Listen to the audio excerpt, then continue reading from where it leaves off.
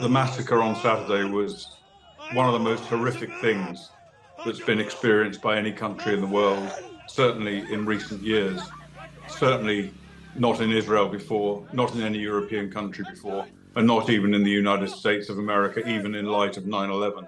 This was not just killing, it was absolute brutality, sawing people's heads off, kidnapping people, dragging them away into captivity in Gaza. And not only that, but the terrorists who did this, some of the footage that won't have been seen by the public, show how much they glorified what they're doing, how much they loved spilling Jewish blood.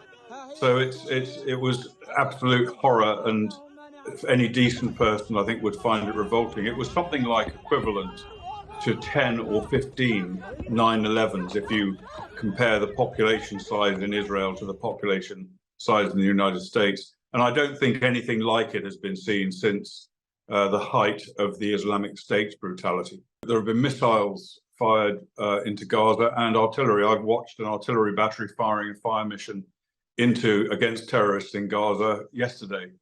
And so far, I believe the IDF operations have been very successful. They've been working their way down a target list of terrorist leaders, of terrorist infrastructure, communication centers, bomb dumps and missile launchers and other parts of the terrorist infrastructure, and have I think caused quite significant devastation to Hamas terrorists. Now, unfortunately, many civilians have also died in this. The reality is that Hamas hide behind their civilian population. They use them as human shields. They want them to be killed by Israel in their counterattacks against Hamas. That's part of their agenda.